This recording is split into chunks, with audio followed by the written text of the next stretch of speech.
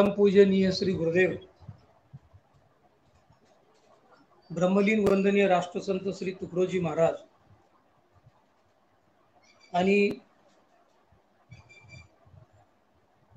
परमपूज्य रामकृष्णजी दादा बेलूरकर, परमपूज्य रामकृष्ण महाराज अत्रे यांच्या पावन स्मृतीला वंदन करून आज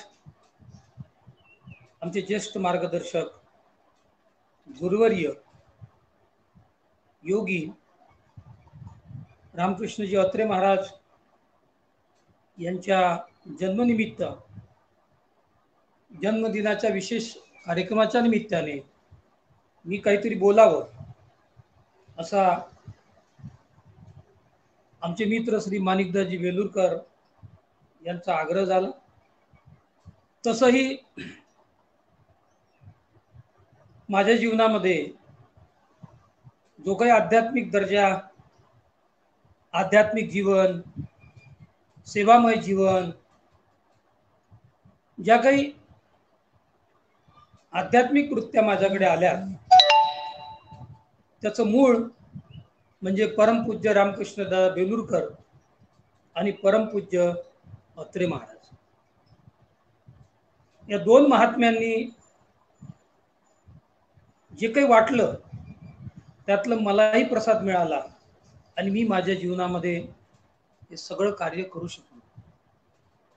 म्हणून आज त्यांच्या जयंतीच्या निमित्ताने, जन्मदिनाच्या निमित्ताने माझ्याशी जो काही संबंध परमपूज्य अत्रे महाराजांचा आला त्याच्याविषयी मी आपणासोबत बोलणार आहोत। 1993 मध्ये मानव विकास ज्ञान साधना आश्रमची निर्मिती झाली। अत्रे महाराजांची इच्छा आणि रामकृष्णदादा बेलूरकर महाराजांची संमती प्रचारक निर्मितीच्या उद्देशातून या आश्रमाची निर्मिती त्या ठिकाणी झाली, भूमिपूजन झालं। त्या सगळ्या कार्यक्रमाला मी होतो। त्याआधी अगदी बालपणापासूनच परमपूज्य दादांचे संबंध अत्रे महाराजांसोबत आले। अत्रे महाराज समर्थ लहानोजी महाराजांचे फार मोठे विचारक होते, त्यांच्या विचाराचे ते भक्त होते। नवे नवे त्यांची अढळ श्रद्धा ही त्यांच्यावर परमहंसावर शेवटपर्यंत होती। आणि परमहंस लहानोजी महाराज अत्रे महाराजांना माझा छोरा म्हणून हाक मारायचे। अत्रे महाराजांनी टाकरखेड संस्थानमध्ये खूप सेवा केली आणि आपलं आयुष्य त्यांनी परमहंस लहानोजी महाराजांना समर्पित करून टाकलं। आयुष्य समर्पित करणं एवढं सोपं नसतं। अध्यात्माच्या दृष्टीनं किंवा इतरत्र दृष्टीने जर पाहिलं, अभ्यास करू जाता तर ते फार कठीण आहे। पण अत्रे महाराजांनी ते सहजासहजी समर्पित करून टाकलं आणि मी लहानोजी महाराजांचा होऊन जगील, राहील, या संस्थांची मी सेवा करील, त्यांच्या ठिकाणी राहील। पण काय असतं, अत्रे महाराज काही शिक्षण झालं नाही त्यांचं। त्यांच्या त्या लहानोजी महाराजांच्या कृपेमुळं जी काही अवस्था त्यांच्यामध्ये प्राप्त झाली ती आता एका ठिकाणावर न ठेवता ती कुठेतरी विशाल व्हावी, खूप दूर पोहोचावी, हा विचार खूप दूर जावा। आणि म्हणून मानव विकास ज्ञान साधना आश्रम हा त्यांच्या इच्छेचा एक भाग त्यांच्या अंतःकरणात निर्माण झाला। जेव्हा ते तिथे आले त्या जंगलामध्ये अत्रे महाराज राहायचे, त्यांच्यासोबत त्यांची आई होती। त्यांच्या आईसोबत मी बरेचदा बसलेलो। ती बोलायला फार कटू होती, पण तिच्या अंतःकरणात असणारं जे प्रेम होतं अत्रे महाराजांबद्दलचं, तसं प्रेम मला इतरत्र ठिकाणी दिसत नाही। मित्रांनो, हे जे महात्मे येताच जन्माला, जसं महाराजांनी म्हटलंय की है लाख साल की उम्र मेरी इस दिशा में मैं चला, त्यातल्या 500 वर्षाचा तरी प्रवास अत्रे महाराजांचा असावा असं मला नेहमी वाटते. कारण मी अनेक संतांसोबत राहिलो, देशामध्ये मी बरंच भ्रमण केलेलं आहे, बऱ्याच संस्थानांशी माझे संबंध आहेत, आताही आहेत. परंतु संतत्व आणि संतत्वातला जो त्याग आहे, त्या त्यागाचं दर्शन मला अत्रे महाराजांमध्ये झालं. काय असतं, संत म्हणजे काही शरीर नव्हे, संत म्हणजे काही भेष नव्हे, संत म्हणजे काही एक प्रकारची वागणूकही नव्हे. संत ही अंतकरणाची अवस्था आहे. ती अवस्था कधी कोणते कपडे घालणाऱ्यामध्ये येईल सांगता येत नाही, कोणत्या धर्मामध्ये असेल त्याच्यामध्ये येईल ते सांगता येत नाही, कारण हे अनंत जन्माचे प्रवासी असतात. आणि ते प्रवास करत करत करत करत यांचा एकच ध्यास असतो, जगाच्या कल्याणात संतांच्या विभूती. अत्रे महाराजांमध्ये मला ते दिसलं, मला त्याचं दर्शन झालं. आणि मी अत्रे महाराजांसोबत अगदी एक जवळचा त्यांचा फॅमिली नातेवाईक म्हणून राहत होतो. ते कधी आले, खूप बोलायचं, हसायचं, आनंद घ्यायचा, मजा घ्यायची. पण त्यांच्या त्या संत अवस्थेमध्ये त्यांच्यासोबत ती जी मौज होती, तो आनंद होता, तो काही वेगळा होता. मित्रांनो, मी त्यागीही महात्मे अनेक पाहिले,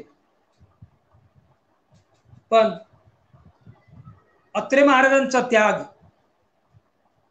काही औरच होता.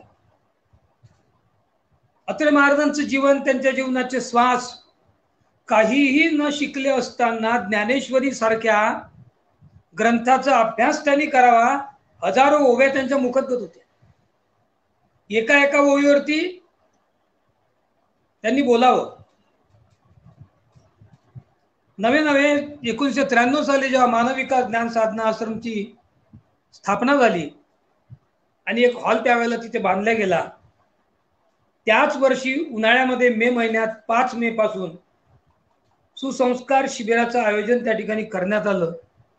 त्याचा पहिला प्रशिक्षक मीच आहे. प्रशिक्षक म्हणून तिथे 1 महिना मी राहिलो. आणि 1 महिना राहत असताना अत्रे महाराजांचा जो जवळून संबंध माझ्याशी आला, तो मी पाहिला. मित्रांनो, मी अत्यंत समाधानी आहे, अत्यंत आनंदी आहे. मला अत्यंत सुख मिळते आणि ते सुख अत्रे महाराजांसोबत मी राहिलो म्हणून मला मिळालं, असा माझा विश्वास आहे. समज नाही, विश्वास आहे. कारण त्यांच्याकडून मला जे काही मिळालं, त्यांच्याकडून मी जे काही शिकलो, त्यामुळे मला समाजातली अनेक माणसं ओळखता आली. तुम्ही म्हणाल की अत्रे महाराज तर साधे दिसत होते. अहो, त्यांच्या साधेपणावर जाऊ नका, त्यांचा बहिरंग पाहू नका. ते अंतरंगामध्ये एवढे अभ्यासू होते आणि एवढे कर्मयोगी होते की ते शिबिर असायचं, त्या शिबिरासाठी मग लाकडं गोळा करायला जायचं म्हणजे त्या पर्वतावर चढावं लागत असे. मी सुद्धा त्यांच्यासोबत जायचो आणि मग मला, बाबाजी पायजा काठेर उतन. ते म्हणले, नाही, आपण काट्याला भिलो म्हणून चप्पल आली, आता चप्पल नाही ना म्हणून काटे भीतात. आता हे शब्द जरी साधे वाटत असले तरी मोठे अभ्यासाचे आहे, चिंतनाचे आहे.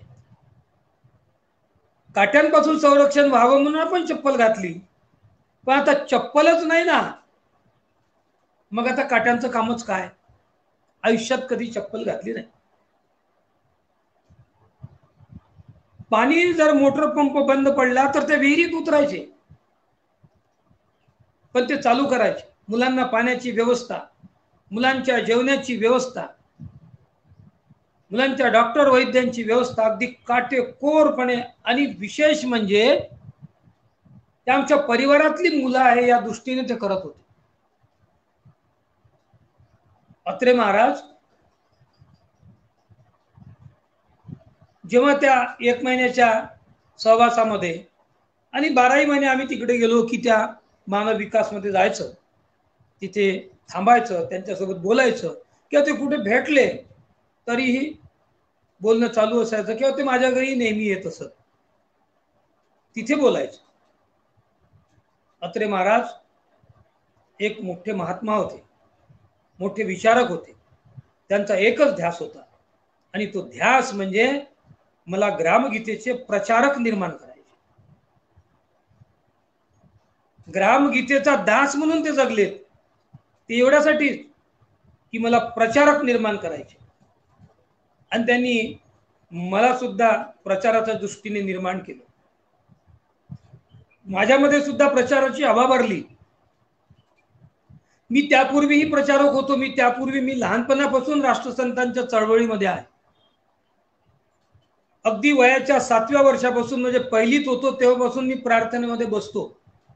पण आम्हाला जे काही राष्ट्रसंत कळायचे त्याला एक मर्यादा होती. मात्र जेव्हापासून अत्रे महाराजांशी संबंध आला तेव्हा महाराजांच्या बाबतीतलं मर्म आम्हाला कळायला लागलं. एकांतात बसले की ते जसं सांगायचे की आपल्यासोबत तुकडोजी महाराज बोलते आहे. ते सोबत जेवायला बसले की असं वाटायचं आपला कोणीतरी पिता तुल्य आपल्यासोबत जेवायला बसलाय. ते कधी आपल्यासोबत बसले की एवढ्या हिताच्या गोष्टी सांगायचे. त्यांच्या गोष्टी कडक असायच्या, त्यागाच्या असायच्या. कदाचित ते आमच्यासारख्याला नाही पचणार, कारण प्रापंचिक म्हटलं की जुळवाजुळव आलीच. परंतु त्यांच्या त्या त्यागाच्या गोष्टीतून, त्यांच्या त्या विचारातून आणि त्यांच्या त्या राहणीमानातून एक खूप मोठा आनंद यायचा. एक कोणीतरी भक्त आले आणि त्या भक्तांनी सांगितलं की बाबाजी तुम्ही एक काम करा, मी तुम्हाला टेप रेकॉर्डर देतो. हा, आणि टेप रेकॉर्डर गोष्ट अशी निघाली की म्हणजे मी कोणाचे प्रवचन ऐकायला जाऊ, म्हणजे तुम्ही कोणाचेच ऐकू नका, तुम्ही तुमचेच ऐका. हे टेप रेकॉर्डर त्यांनी आणून दिली आणि म्हणजे तुम्ही तुमचे प्रवचन टेप करा आणि तुम्हीच ऐका.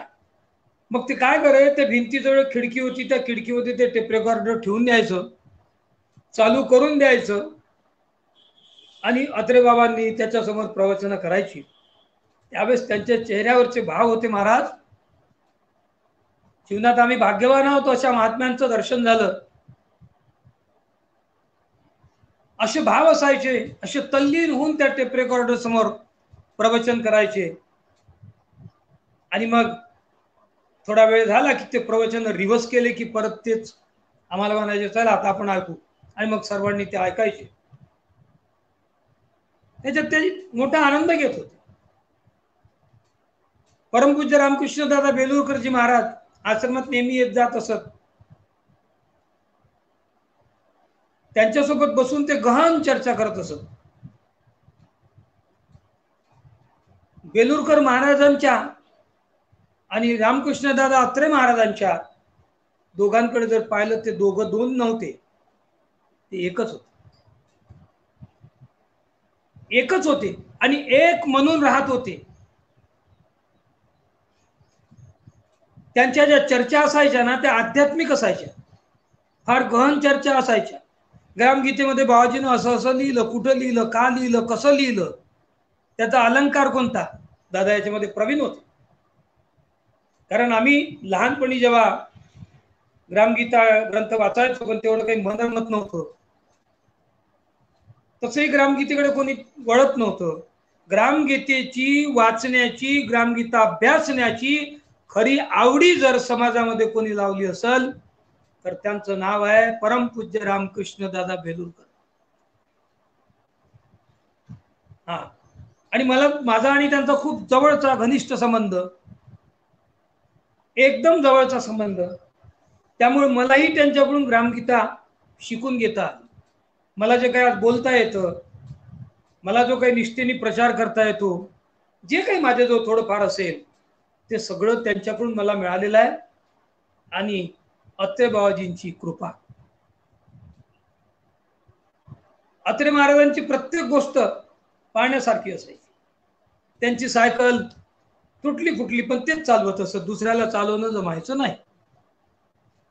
ते सायकल तेच चालवेत, कारण तो तळेगाव पासून 3.5 किलोमीटर त्या आश्रमचं अंतर आहे, कशानं तरी जावं लागे. मग त्यांची सायकल तेच चालवत आणि त्यांना ती चालवता येत होती. दुसरा चालवायला लागला की पडल्याशिवाय राहायचं नाही. इतक्या साध्या राहणीमध्ये, साध्या खर्चामध्ये ते राहत होते. त्यांचा योगाभ्यासाचा जर भाग पाहिला तर मला असं वाटते की ते एक योगनिष्ठ होते. अनेक प्रकारचे कठीण कठीण त्यांचं वजन होतं, त्यांचं शरीर धिप्पाड होतं, पण मयुरासनासारखा कठीण प्रकार सुद्धा ते सहजासहजी करत असत. शीर्षासनासारखा कठीण प्रकार तरी ते सहजासहजी करत असत. आणि पुन्हा सांगत असत की माणसानं आपलं आरोग्य ठीक ठेवलं पाहिजे, आरोग्य चांगलं राहिलं पाहिजे. मी कधीतरी तर त्यांना पाणी आणताना पाहिलं, नवे नवे पाणी मारताना पाहिलं, अनेक काम करताना हा कर्मयोगी सतत काम करत राहिला.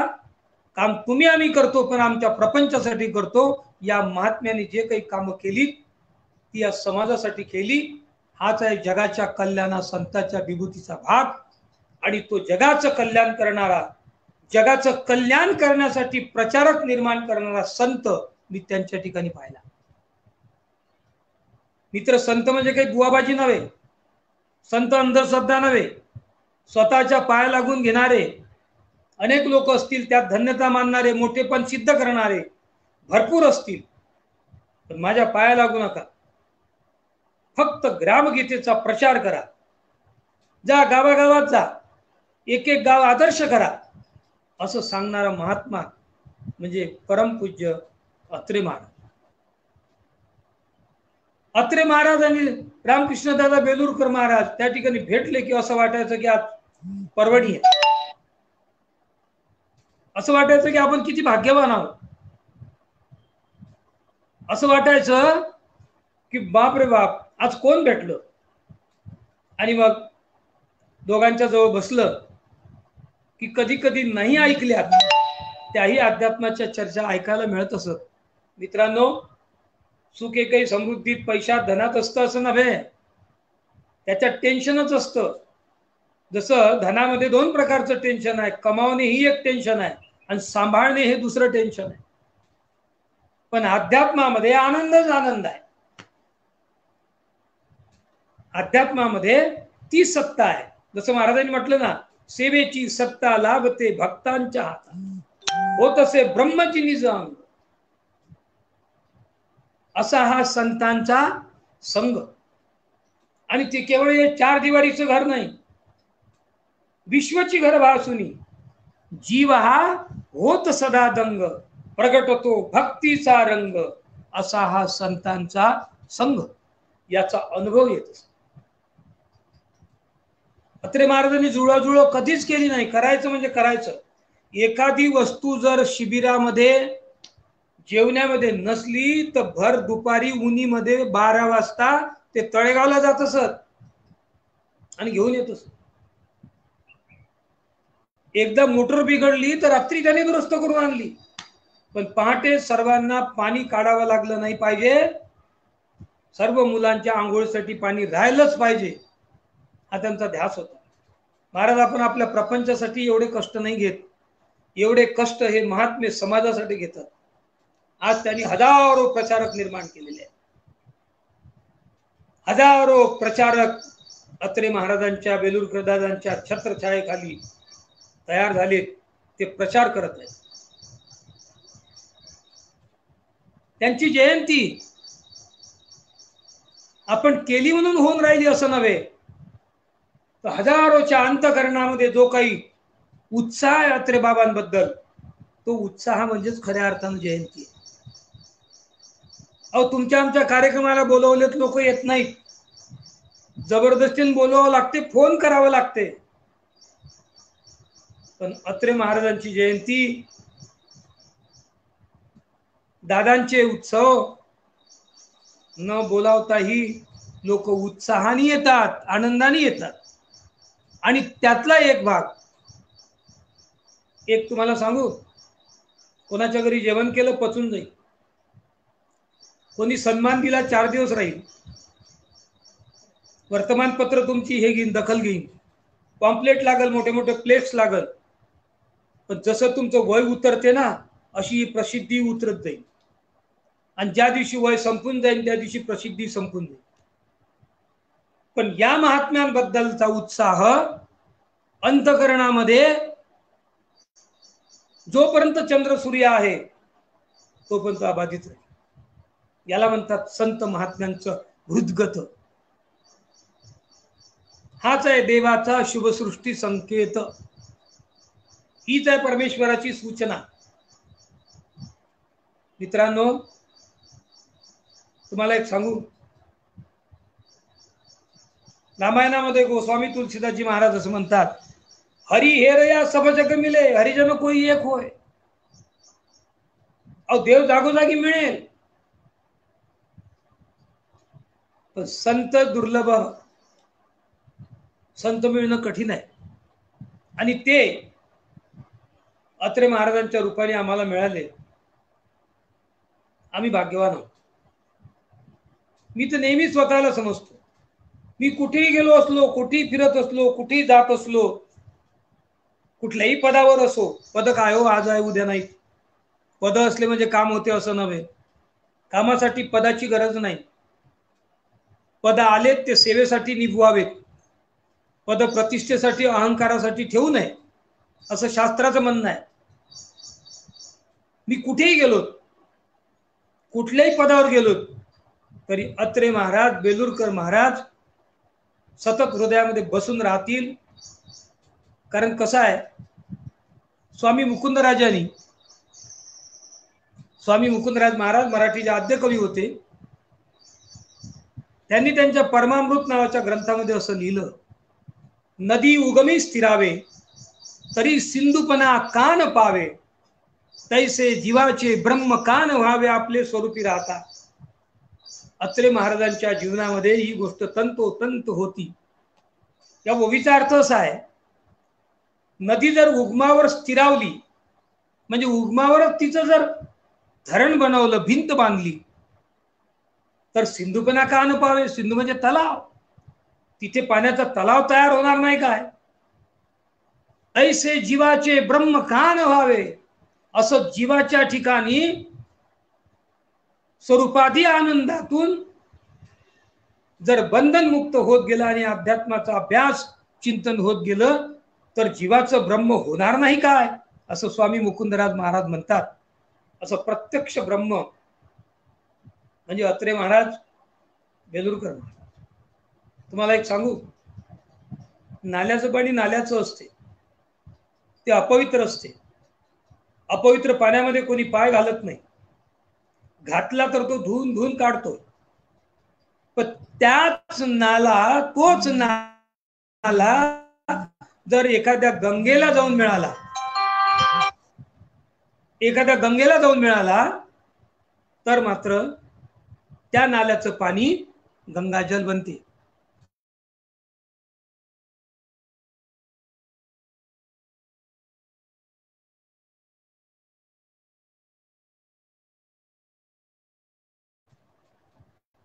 आणि तो वसा त्यांनी चालवला. एक एक सरिता पुढे पुढे येत गेली, एक एक सरिता तयार झाली. त्यांनी आमच्यासारख्यांना निर्माण केलं.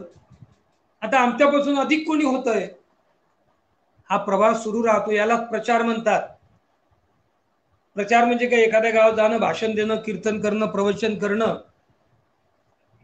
आणि तिथे प्रार्थना करणं, आणि मग प्रार्थना सुरू झाली की खूप मोठा आनंद मानणं. त्याही पेक्षा हजारो प्रार्थना सुरू करणारा एक प्रचारक जरी निर्माण झाला, जो प्रचारासाठी जगतो, ते प्रचारकाचं महत्व बेलूरकर दादा आम्हाला समजून सांगायचे. म्हणून आज अत्रे महाराजांच्या जयंतीच्या निमित्ताने त्यांच्यावर बोलण्याची जी काही संधी प्राप्त झाली आणि माझ्या जुन्या आठवणींना उजाळा मिळाला. कोण जेवला, कोण उपवाशी आहे, कोण कसा आहे, अत्रे महाराज नेहमी काळजी घेत असत. दुसऱ्याला कधी नाही म्हटलं तू झाडावर चढ, स्वतः चढून जायचे. स्वतः झाडावर चढायचे आणि तिथलं काम असेल ते करून यायचे. आपण म्हणायचं बाबाजी आम्ही चढतो ना, नाही नाही तुम्ही नका चढू. म्हटलं आम्ही विहिरीत उतरतो ना, नाही नाही तुम्ही नका उतरू. कशाला उतरता, मी उतरतो. आणि पटापट तितक्या वेळात तर ते उतरूनही जायचे. त्या विहिरीमध्ये पाला पडायचा, तो पाला सकाळी बिलकुल पहाटे बाहेर निघालाच पाहिजे इथपर्यंत कटाक्ष होता. एवढे ते कर्मयोगी होते. त्यांचं प्रेम, त्यांनी एवढं प्रेम दिलं मंडळी, एवढं प्रेम नातेवाईकाकडून मिळणं कठीण आहे. खूप नातेवाईक असतात माणसाला, खूप मित्र असतात, कधी गोड होतात तर कधी कडवे बनतात. आपल्या प्रतिष्ठेसाठी, आपल्या भेदासाठी उलट तुमचे दुश्मन बनतात. पण हे माऊलीचं प्रेम अत्रे महाराजांकडून आम्हाला मिळालं. मी जेव्हा सर्वाधिकारी झालो 2003 ला, अत्रे महाराजांना मोठा आनंद झाला. मी आश्रमात गेलो. ते म्हणाले की वाघबुवा, खूप शून्यातून विश्व निर्माण केलं. मी म्हटलं अत्रे बाबाजी तुम्ही शून्य निर्माण केलं ना, म्हणून मी पुढे चाललो. शून्यच नसतं निर्माण केलं तर मी कुठे गेलो असतो. आम्ही गरीब माणसं, श्रीमंत लोक काही करू शकतात, कॅमेरे घेऊ शकतात, आपली प्रसिद्धी करू शकतात, सर्व काही करू शकतात. त्यांच्या जो साधन आहेत, पैसा आहे, धन आहे. माझा जो काय होत, आम्ही सायकलनं जायचं, सायकलनं फिरायचं. जे काही त्रास व्हायचा तो सगळा भोगायचा. कारण अत्रे महाराज जर समाजासाठी एवढं करतात तर आपण का करू नये, आपण का त्या मार्गाने जाऊ नये, हे मनाला नेहमी वाटायचं. आणि म्हणून अत्रे महाराजांना तो आनंद झाला. ते आणि म्हणाले की तुम्ही शून्यातून विश्व निर्माण केलं. माझं प्रवचन असलं की ऐकायला येत. मी बाबाजी तुम्हीच आम्हाला आमचं प्रवचन ऐकायला येता काय? अरे म्हणले कुणाच्या तोंडातून काय शब्द निघेल आणि कोणतं ज्ञान निघेल काही सांगता येत नाही. म्हणून अहंकारामुळे मागे न राहता आपण कुणाचंही ऐकावं आणि त्यातले जे काही शब्द आहे, त्यातलं जे काही मर्म आहे. कारण मनुष्य हा कधी पूर्ण होत नसतो. तो अनेक पद्धतीने, अनेक गोष्टीने कमीच असतो. त्याच्यामुळे त्यांना आपल्या नेहमी कमीपणा भरून काढाव्यात. आणि मग ते उदाहरण द्यायचे की आपण ध्यान कोणाचं करतो, कोणत्या गुरुदेवाचं करतो, कोणत्या देवाचं करतो, कोणत्या संताचं करतो, नाही. जहां कुछ भी हमारा कमी दिखती हो उसमें हमारा ध्यान लगा कर. हे गुरुदेवा, तुझ्याजवळ येण्यासाठी आमच्यामध्ये जे काही कमीपणा आहे त्या कमीपणाचं आम्ही ध्यान करतो. मग आपण सुद्धा त्या कमीपणा भरून काढण्याचा नेहमी प्रयत्न केला पाहिजे, असं ते सांगत असत. रात्री जेवण झालं की त्यांच्या ठरलेल्या वेळा असायच्या. त्या वेळेमध्ये कधी बदल नाही झाला. सगळ्यात शेवटी, कारण आश्रम जंगलात आहे तुम्हाला माहित आहे, सगळे पोरं इकडे झोपायचे. मला म्हणायचे तुम्ही इकडे व्हा, दुसरे शिक्षक असले ते तिकडे व्हा. आणि कधी कधी आरवीचे आमचे राऊत दादा सुद्धा मुक्कामी असायचे. आणि स्वतः मात्र अगदी तिकडे शेवटी जाऊन आपलं आसन टाकायचे आणि त्याच्यावरती झोपायचे. त्यांची झोप एवढी जागृतीची होती का ते फार गाढ झोपत नसत. थोडा जरी आवाज आला तरी पटकन उभे होत असत. अशी त्यांची झोप होती. ते तिथे झोपून सर्व मुलांवरती लक्ष ठेवायचे आणि पहाटे 4 वाजता उठले. त्यांचे 4 म्हणजे 4 असायचे बिलकुल, की लगेच सर्वांना उठून द्यायचं. लगेच मोटर चालू केली, आंघोळी झाल्या की ध्यान सुरू. खूप आनंद यायचा. 1 महिना मस्त आनंद. मी जवळजवळ 4-5 वर्ष तिथं परीक्षक होतो. या 5 वर्षाच्या आनंदामधून आम्हाला खूप काही घेता आलं, खूप काही घडता आलं, खूप काही बनता आलं. मित्रांनो, जीवनात सर्व काही मिळेल, धन कमावणं आमच्या हातात आहे हो. अनेक लोक म्हणतात की आम्ही धनवान आहोत, आम्ही श्रीमंत आहोत. सोपी आहे ते.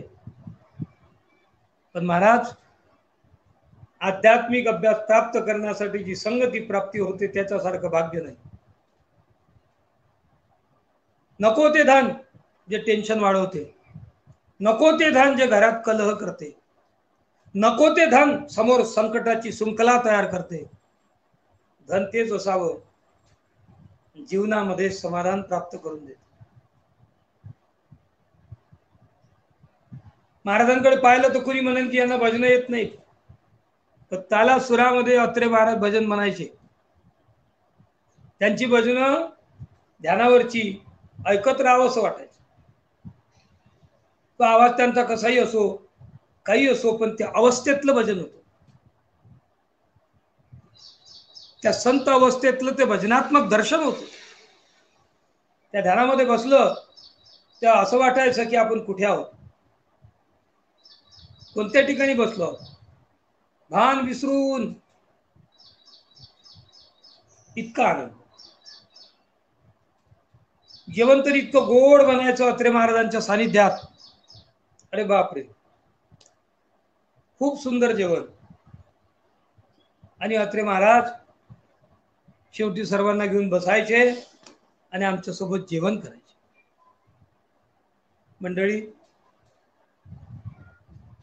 हे शरीर त्यांना मिळालं, तुम्हाला मिळालं, मला मिळालं, सर्वांना मिळालं. पण त्यांच्या शरीराने परमार्थ केला. आमचं शरीर स्वार्थामध्ये आहे, प्रतिष्ठेकडे धावते आहे, लोकेशनाकडे धावते आहे. त्यांची वाणी त्यांनी समाजासाठी खर्ची घातली. आमची वाणी आम्हाला किंमत मिळावी म्हणून आम्ही खर्ची घालतोय. त्यांची लेखणी, त्यांनी काही भजनं लिहिली आहेत, त्यांनी काही भजनं सुद्धा सुंदर लिहिलेले आहेत. ती लेखणी समाजासाठी चालत होती. आमची लेखणी आमच्या प्रसिद्धीसाठी चालते. अर्थात त्यांच्या शरीराचा रोम रोम पावन आहे, त्यांच्या जीवनाचा श्वास श्वास पावन आहे.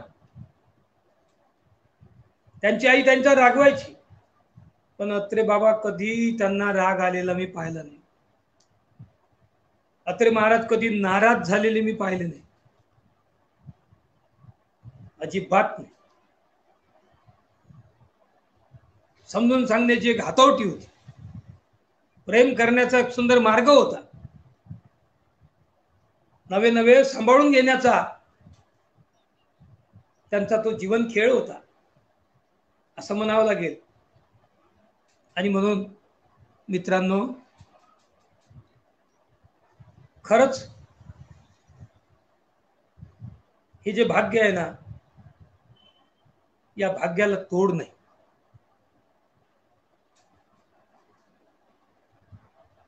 बेलूरकर दादा अत्रे महाराज असले की संध्याकाळी आम्ही लोक भजन करायचो. तसं रोजच कधी कधी करायचं.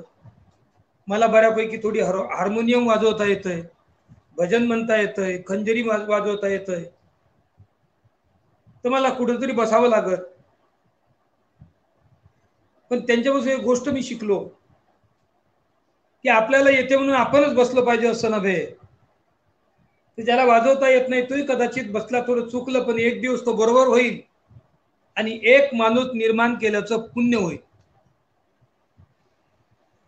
नाही तर तू वाजू नको पेटी, तुला येत नाही, जमत नाही तुझं, तुझा तो सूर गेला. महाराज म्हणे वाजव. आणि मग वाजवता वाजवता त्याला वाजवता आली की त्याला आवडी लागायची.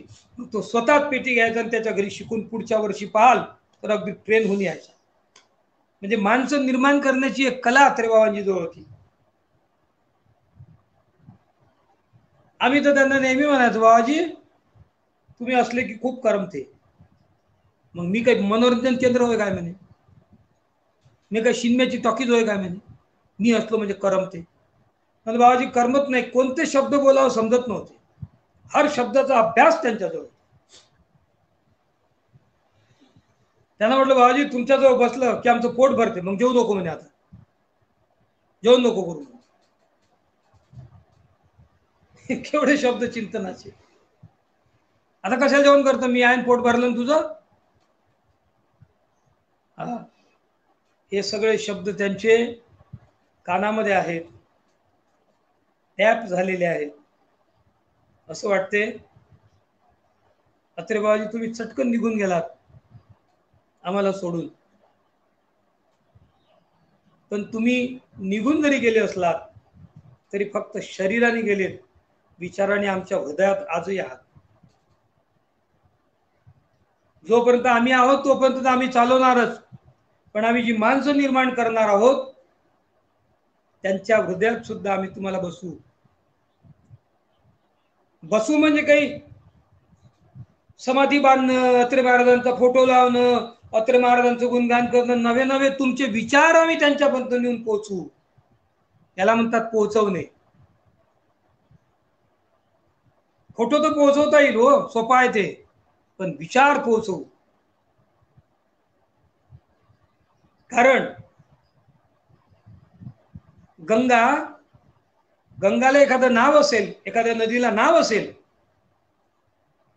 पण त्या नदीला काय माहित माझं नाव काय आहे. तिचा एकच धर्म आहे, वाहत राही आपल्या ढंगे, आपल्या ढंगाने वाहत राहते. विचारधारा सुद्धा एक सरिता आहे. विचारधारा त्याला आपण चळवळ म्हणतो, ती एक सुद्धा सरिता आहे. आणि सरिता आपल्या ढंगाने वाहत राहते. तुमच्याकडे राष्ट्रसंतांकडून आली, तुमच्याकडून आमच्याकडे आली, आमच्याकडून अधिक कुणीकडे जाईल. विचारधारा चालत राहील, विचारधारा थांबत नाही. कोणी आलं नाही आलं, कोणी केलं नाही केलं, तरी विचारधारा चालत राहील, विचारधारा थांबत नाही. अत्रे बाबाजी तुम्ही अशी एक मोठी गंगा होते, तर तुमचं मन खूप निर्मळ होतं, खूप सुंदर मन होतं तुमचं. आणि एक तुम्हाला सांगून सांगून किती सांगणार. ज्याच्या अंतःकरणामध्ये गंगेचं मन आहे महाराज, त्याच्याकडे हजारो लोक आकर्षित होतात. ही संतावस्था आहे. हा, प्रवचन केलं म्हणजे कोणी संत होतो असं नव्हे, कीर्तन केल्याने कोणी संत नाही होत. हे तर विद्वान आहेत. विद्वानांचं एकच काम असतं, एका एका अभंगावरती 10-10 दिवस बोलणं. पण विद्वानांच्या बाबतीत तर महाराजांनी आधीच लिहून टाकलं, विद्वानांच्या पुराणिकांच्या आसऱ्यासही नाही. हा, पण जेव्हा कुठेतरी ते कर्मात उतरते तेव्हा खऱ्या अवस्थेनं ते अवस्थेकडे प्रवाहित होते. जसं आमचं शिवाजी चौधरी अनाथ आश्रम चालवतात, हजारो अनाथांना त्यांनी जवळ घेतलं, त्यांना जीव घालणं, त्यांचं शिक्षण पाणी करणं. ज्या शेतकऱ्याने आत्महत्या केल्या त्या मुलींना शिकवण्याचं काम शिवाजी चौधरी करतात. त्याच्या सहकार्यामध्ये चेतन परळीकर, दुसरा परळीकर, गुरुराज अशी अनेक तरुण मंडळी तयार झाली. ही सरिता सुद्धा अत्रे महाराजांचीच आहे. हा प्रवाह अत्रे महाराजांचाच आहे. आणि म्हणून ही विचारधारा जिथे जाईल तिथे चूप बसत नाही. कारण अत्रे महाराज कधी एका ठिकाणी शांत बसले नाही, कधी ते आराम करत बसले नाही. अत्रे महाराजांनी आराम नाही केला. त्यांची विचारधारा सुद्धा आराम करत नाही, चालत राहते, वाहत राहते आणि येणाऱ्यांना तृष्णेतून तृप्त करते. मित्रांनो, संतांचं जीवन चरित्र एक प्रयोग म्हणून घ्यावं, पण संतांची विचारधारा परिवर्तनासाठी वापरली पाहिजे. जीवन चरित्र हा प्रयोग आहे, त्यांच्या जीवनात केलेला त्यांनी प्रयोग आहे. पण तो प्रयोग त्यांनी सिद्धीकडे नेला. आपल्याला नेता येईल की नाही शंकाच आहे, पण विचारधारा मात्र आपल्याला अभ्यासित करून सिद्धतेपर्यंत पोहोचवता येते. हे सत्य आहे. शास्त्रांनी सुद्धा तेच सांगितलं, महाराजांच्या ग्रामगीतेने सुद्धा तेच सांगितलं. विचारधारा कशी असते? राजहंसे चोच पुरविता, पाणी दुधाची होय भिन्नता, तैसे तुझे ज्ञान स्पर्शे चित्ता, दोष निर्दोषता उमगे. जसं राजहंस दुधामध्ये चोच टाकली की पाणी आणि दूध अलग करतो, असं ईश्वरी विचारधारा म्हणजे ज्ञान जेव्हा चित्ताला स्पर्श करते तेव्हा दोष काय आणि निर्दोष काय हे कळायला लागतं. आज आम्ही दुसऱ्याचे दोष काढण्यामध्ये साहसी आहोत, हिंमती, पण स्वतःतलं दोष आम्हाला काढता येत नाही. तिथे मात्र आमची हिंमत फेल झाली, तिथे आम्ही पराभूत झालो आहे. अत्रे बाबाजी सहज बोलून द्यायचे, सहज. मला का नाही बुवा ते जमत नाही बुवा, मी का नाही करून पाहतो बुवा, हे आपल्याला कुठे जमते बुवा ते, म्हणून पाहतो बा भजन, बोलून पाहतो बा ज्ञानेश्वरी, मग करून देऊन पाहतो बा भाषण, असं बोलायचे. आणि इतकं सुंदर भाषण द्यायचे की त्या भाषणाने आमचा दिवस चिंतनामध्ये जात होता. आणि त्या चिंतनातूनच कधी कधी तर त्यांच्यासोबत मी फार मजाक करायचो, खूप आनंद घ्यायचो त्यांचा. त्या आनंदामध्ये सुद्धा ते आध्यात्मिक शब्द बोलत असत आणि त्या आध्यात्मिक शब्दातून आमचा अभ्यास व्हायचा. हा, असं कितीतरीदा घडलं. 1993 पासून त्यांचा आणि माझा जो घट्ट संबंध आला. त्याच्या आधी परमहंस लहानोजी महाराजांच्या टाकरखेड्यामध्ये त्यांची भेट व्हायची, परंतु 1993 पासून फार घट्ट संबंध आला. आज या 28 वर्षाच्या त्यांच्या संबंधातून माझ्या जीवनाचं युग निर्माण झालं असं मी समजतो नाही, माझा विश्वास आहे आणि ते 100% सत्य आहे. मित्रहो, घर निर्माण करता येईल, देशात विकास करता येईल, सडका निर्माण करता येईल, पण माणसं निर्माण करणं, सडक बनवणं सोपं आहे, पण सडकेवरून चालणारा मनुष्य बनवणं कठीण आहे. ज्याच्या जीवनाची साधना पूर्ण झाली तेच महात्मे माणसं घडवू शकतात, निर्माण करू शकतात. हा, रस्ता बनवणं सोपं आहे हो, चालायला लागलं की रस्ता निर्माण होतो, पण रस्ता आहे म्हणून माणसं निर्माण होत नाही. हा, तबले आहे म्हणून तबला वाजवणारे तयार होतात असं नाही, तबलेवाला आहे म्हणून तबले तयार होतात.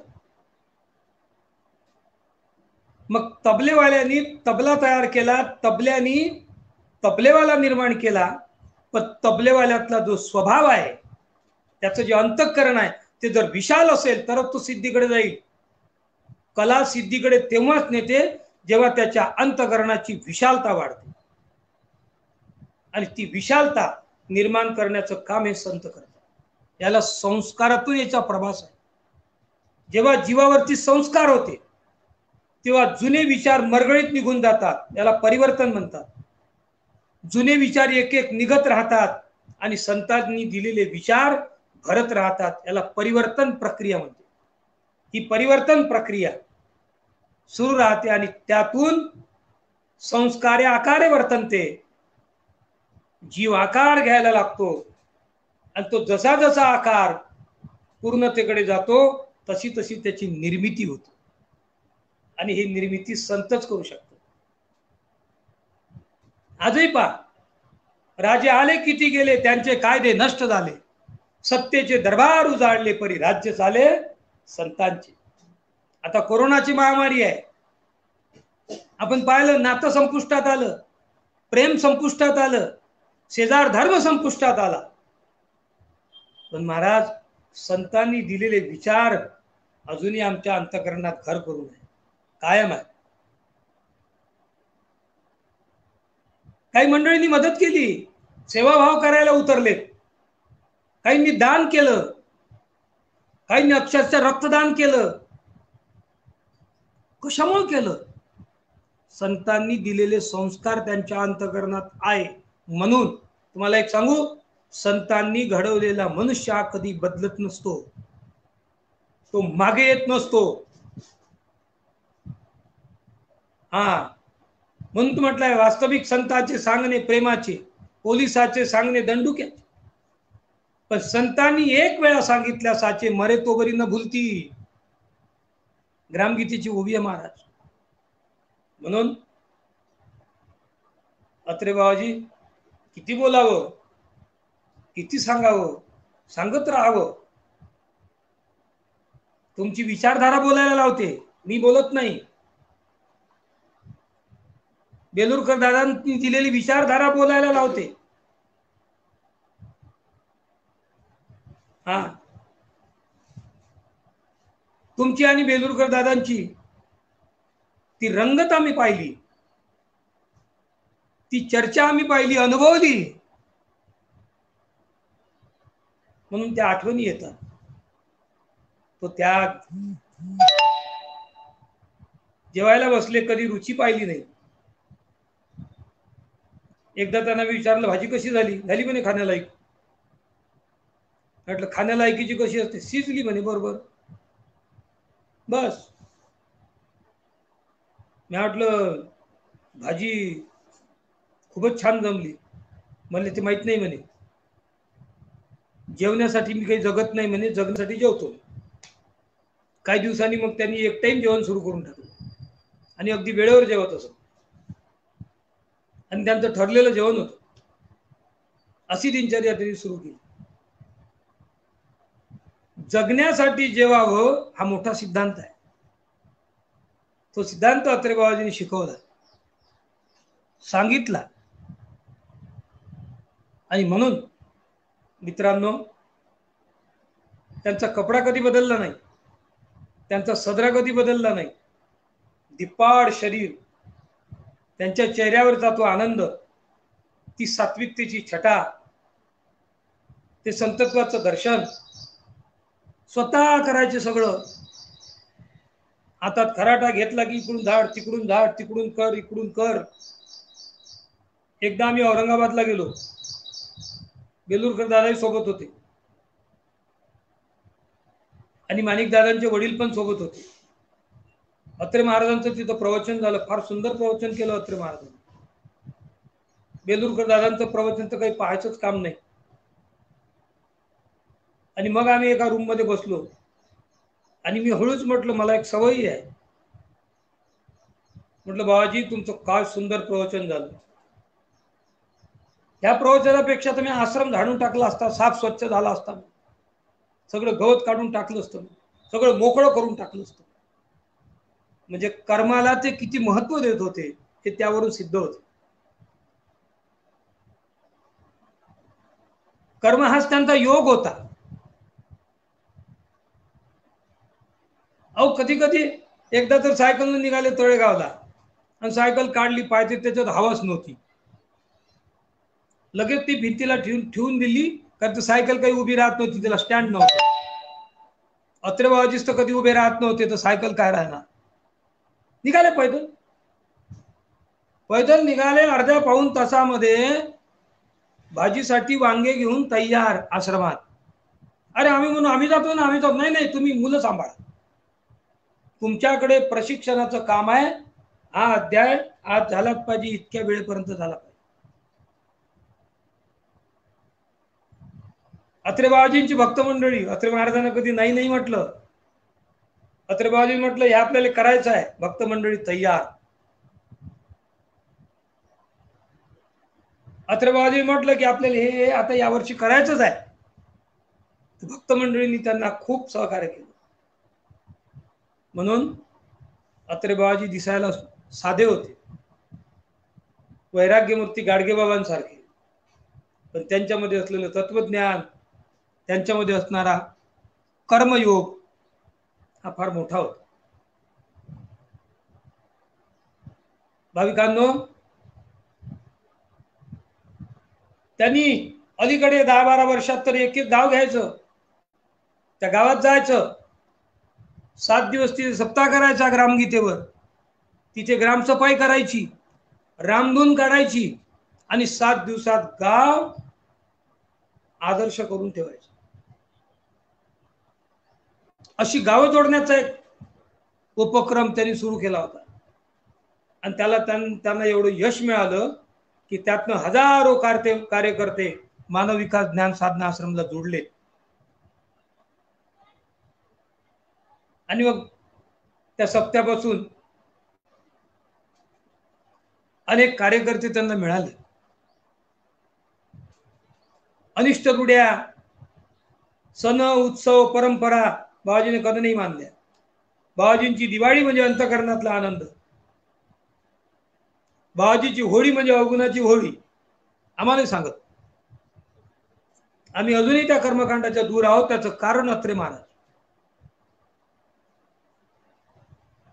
आम्ही त्या अनिष्ट रूढ्या अजिबात मानत नाही, त्याचं कारण अत्रे महाराज. आम्ही कर्मालाच पूजा समजतो, त्याचं कारण अत्रे महाराज. त्यांनी शिकवलं, शिकून साधवलं. सण म्हणजे काय होते. एक दिवस पोळ्याच्या दिवशी माझ्याकडे आले. म्हटलं बाबाजी आज पोळा आहे, मस्त पुरणाची पोळी सोडू. बैल वगैरे काय म्हणे आपण. मी म्हणलं कहू, बैलायचं असते म्हणे पोळा, माणसायचा आहे का म्हणे पोळा. पोळा बैलायचा, माणसं पूर्णाच्या पोळ्या खाऊन राहिले म्हणे. काय सुंदर शब्द होते. ते आम्हाला कळलं की पोळा बैलांचा असतो, माणसांचा नसतो. नाही तर लोक पोळा बैलांचा भरवतात, मजा स्वतः मारतात. काय सुंदर शब्द, खूप सुंदर शब्द. एकदा मला म्हणाले, वटसावित्रीच्या दिवशी बाया वडाच्या भोवती चक्कर मारते, माणसानं आंब्याच्या भोवती तरी मारावा. म्हटलं बाबाजी, हे तर म्हणलं आमच्या डोक्याच्या पलीकडची गोष्ट आहे. नाही आता पलीकडची तर आहे म्हणे, पण जसा तिनं 7 वर्ष मागितला, यानं 14 वर्ष तरी मागावं. इतक्या सोप्या सोप्या शब्दात ते तत्वज्ञान सांगत होते, डोक्यात घालत होते. आणि ते डोक्यात गेलं की नाही ते पाहती होत.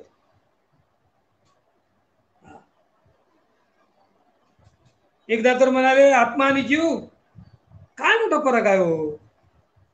बंधनात पडला तो जीव आणि बंधन मुक्त तो शिव. किती सोपा अर्थ आहे. हे सांगायसाठी विद्वान दिवस दिवस लावतात. अनेक वासनाच्या आसक्तीच्या बंधनात जो पडला तो जीव, आणि त्या बंधनातून ज्ञानाच्या माध्यमाने, परमार्थाच्या माध्यमाने जो जीव सुटत गेला, मुक्त होत गेला, तो शिव.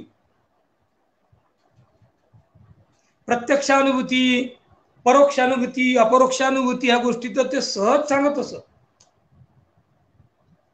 सहज समाधी आदी आदी गोष्टी त्यांनी खूप काही समजावून सांगितल्या. म्हणजे सगळं भांडार त्यांनी आम्हाला दिलं. आता जवळजवळ माझा वेळही संपत आला, 10 वाजायला लागले. अत्रे बाबाजी, वाटत नाही तुम्ही गेले म्हणून. तुम्ही आमच्या हृदयात बसून आहात, तुम्ही आमच्या अंतःकरणात आहात. जोपर्यंत आम्ही आहोत आमच्या हृदयात बसून राहा. आमच्या तोंडाने आम्ही नाही, तुम्ही बोला. आणि सत्य इथे बोलताच, वादच नाही. आम्हाला जसं काही यश मिळतं, जी काही कामं आमच्या हातनं होतात परमार्थाची, मी तर अनेक गावात फिरलो, अनेक गोष्टी निर्माण केल्या, ज्या काही समाजकार्य केलं. मी अनाथ निराधारांचं काम करायचं तेव्हा अत्रे बाबाजी मोठ्या आनंदाने यायचे आणि मी त्यांना प्रमुख अतिथी म्हणून स्थान देत होतो. उद्घाटक म्हणून त्यांना कितीतरी वेळा स्थान दिलं. अत्रे बाबाजी माझ्या स्टेजवर नसले तर मला करमत नव्हतं. माझ्या मुलींच्या लग्नामध्ये पत्रिकेमध्ये मी त्यांचं नाव टाकलं प्रमुख उपस्थिती म्हणून. हे सगळं पाहू जाता आमच्या अंतःकरणात अत्रे महाराज सतत बसलेले आहेत. अचानक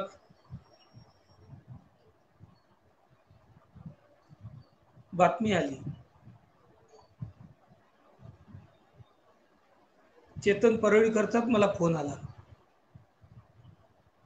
अत्रे बाबाजी गेलेत. त्या दिवशी मात्र धक्का बसला.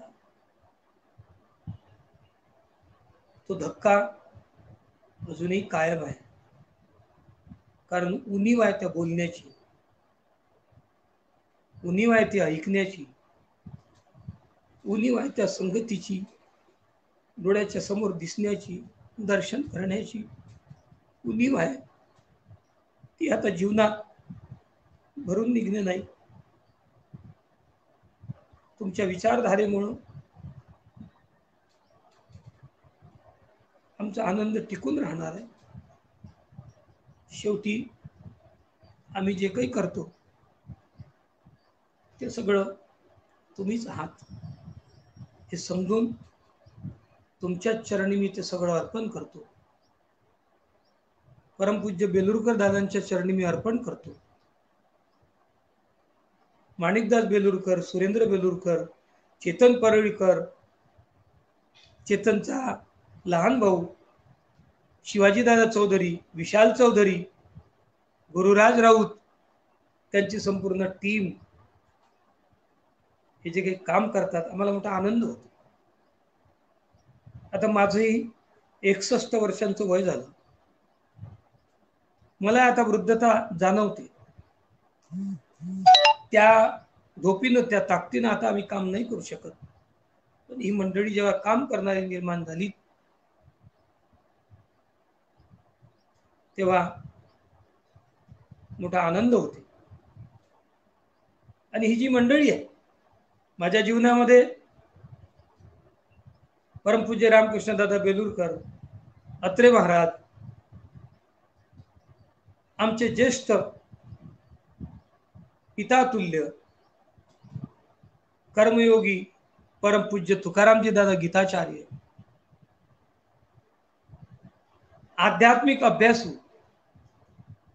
ज्यांना सहजासहजी सगळा अभ्यास आहे, हर प्रश्नाची उत्तरं आम्ही त्यांच्याकडून मिळवून घेऊ शकतो, ते परमपूज्य हरिभाऊजी वेरुळकर महाराज, हे सर्व माझ्या जीवनाचे आदर्श आहे.